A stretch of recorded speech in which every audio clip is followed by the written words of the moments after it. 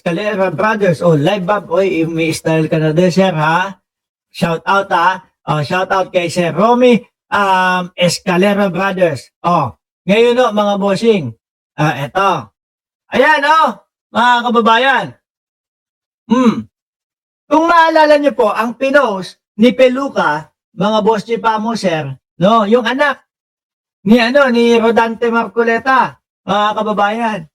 Kung sakali daw pong girahin ang Pilipinas ng China, ano po, ihilera nyo sa harap ng bakbakan itong spokes ng Coast Guard na si J. Tariela daw po o si Commodore J. Tariela daw po, mga bossing. Talagang inaatake nila yan no? Gigil na gigil ho sila, mga kababayan. Kasi itong mag-amang Marcoleta, mga bossing, hirap na pong ipaliwanag sa mamamayang Pilipino yung gusto nilang naratibo, na naratibo ho ng China. Paano po? Si Spokes, talagang ipinapaliwanag at ipinapaintindi po sa mamamayang Pilipino. Diba? At ito namang mag-ama na to, mga boss Chipamo, sir, kasama nung siyam na chinator, mga bossing, ay hirap na po doon sa kanilang naratibo. Nalunukin, tanggapin ng mamamayang Pilipino yung kanilang mga sinasabi. Kaya nanggigigil sila kay Tariela. No? Ihilera daw ninyo sa harap ng bakbakan itong si Spokes ng Coast Guard at yung mayayabang na mga senador. Alam niyo ho, mga boss Chipamo, sir, kung sino yung pinapatungkulan na mayayabang na mga senador? Yung mga pro-Pilipinas na mga senador ho, mga kababayan. Kaya meron ho dyan sagot si Senator Ping Lacson ho, mga boss Chipamo, sir. No, hindi pinalagpas yan ni Senator Ping Lacson. So ngayon, sila ang unang lumusob. Inan yung mga DDS kayo, no? Ang duduwag ninyo. Oh, totoo lang. No? Puro kayo pagtatype na matatapang kayo sa social media, puro kayo pagtatype na matatapang o kung ano, puro pang mga ano lang naman kayo, pang mga keyboard lang naman kayo. Pero pagdating doon sa sa pagtatanggol sa ating bayan, mga bossing, mga duwag itong mga ito. No, puro ang palabas, makabayan sila. Hinginan nyo. Sorry ho, mga bossing, pasensya na kung nakakapagmura tayo. Pero kupal yung mga yan. No, yan ang mga dapat ikinakahiya po ng mga kapwa natin Pilipino, mga DDS. Biruin mo nga Tingnan nyo, mga kababayan. Isuko na daw po, isuko na natin. Tapos ngayon, umaatras, hindi naman daw ganun ang ibig niyang sabihin. Mga bugok tong mag-ama na to. Sabi dito, sila ang unang lumusob. Sir, kung bibigyan ako ng pagkakataon na may pagtanggol ang ating bansa, bakit hindi? No?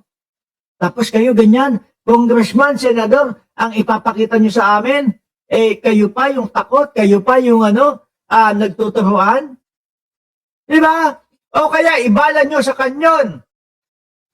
Baka mamaya iharap sa iyo, sa harapan mo si J. Tariela, baka mamaya ano ka niya, babakla-bakla ka. Diba? Hindi, manggigigil ka naman talaga dito sa mag-amang Marcoleta na to Bukod sa pinangakuan na tayo ng 2,000 pababa na kuryente, magiging libre. Nasaan na yon? Hanggang ito, there is no such as West Philippine Sea. Hanggang ngayon po, isuko na. Diba? Tingnan natin ang tapang nila. Boss! Marcoleta, Paulo! Mahina ba ulo mo? Araw-araw, nandyan. Yan ang kaharap nila. Pumaharap sila. Tapos sasabihin mo, tingnan natin ang tapang nila. Kapag pinauwi ang daan-daan, yan ang panakot nila. Kapag pinauwi ang daan-daan libong OFWs natin mula sa China at ang pagpulat ng mga Chinese investors dito sa bansa, ganun daw. Mga bossing, ibang usapan po, yung sa West, hindi ho damay-damay yan. No, Hindi ho damay-damay yan, boss. Kayo ginugunggong nyo ang mamamayang Pilipino eh. Ipinapanako nila, nako papauwiin yung mga nasa China, papauwi. Ibang usapan nyo. Eh di pauwiin din natin yung mga Chinese. Oh, nung panahon niya, nung boss ninyo eh. Mga pinagpapasok na mga Chino eh. Mga may lagay pa eh. Di ba? Kung naalala nyo yung pastillas, oh, mga Chinese, pumapasok, mga naka-PPE, tapos may nakaipit na 10,000 doon sa kanilang mga pasaporte. No? At kapag pinauwi ang daan-daan libong OFW natin mula sa China at nag-pull out ang mga Chinese investors dito sa bansa, singilin natin ang mga upulupong na ito. No? Ayan, ang pangtusto sa mga mawawalan ng trabaho. Pinagtatatakot nyo ang kapwa natin Pilipino. Sabi ni Ma'am Neng Gigi, nakahabol. Live ba ito? Pagalagala ka kasi eh. Ngayon, sumagot to. Si Senator Ping Lacson.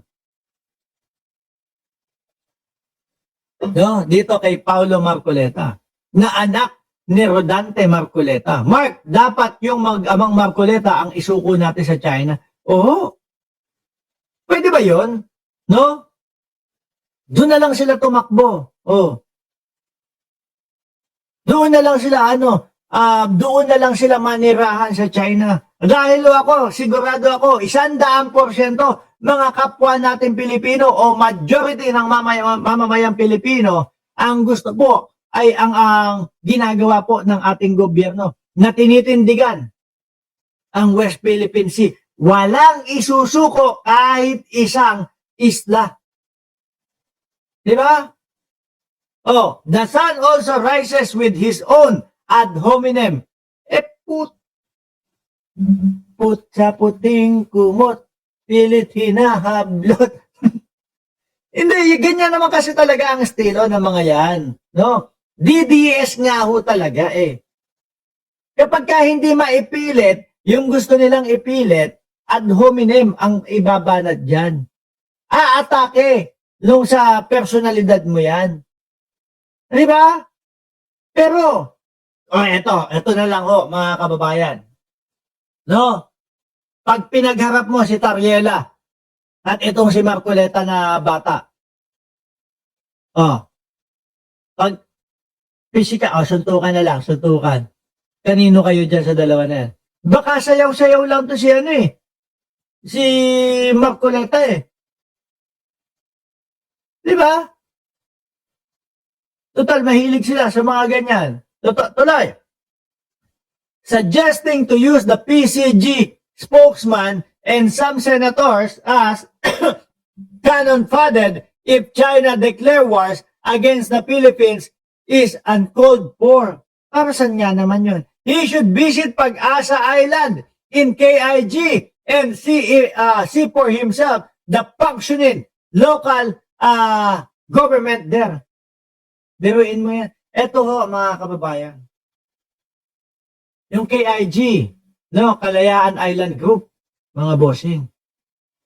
Meron ng gobyerno, gobyerno ng Pilipinas na, Hindi na nagsasalita yung China, No. Pero ang bumoboka para sa kanila, etong senador at etong congressman na parehos Marcoleta. Na kumbaga atin na may gobyerno na, nandyan na ang watawat ng Pilipinas. Tapos isuko. Mag-amang Marcoleta, gago ba kayo? Tinatanong ko lang, gago ba kayong dalawa? No? Ulitin ko ho. May gobyerno. Nagpa-function. Ibig sabihin, Pilipinas na.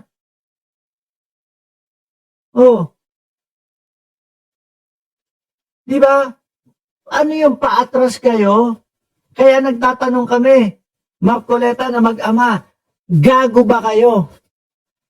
Para sabihin nyo yun. Para ipagtanggol nyo at isulong nyo yan. Di ba? Kumbaga ho, mga boss chipa mo, sir, panalo na. May gobyerno na. Tapos isuko. Sabi naman daw ho ni Rodante Marcoleta, suggestion lang. Suggestion lang yon. Sabi ni Legazpi, since 1978, Kalayaan Island, pag-aari ng Pilipinas at West Philippine Sea.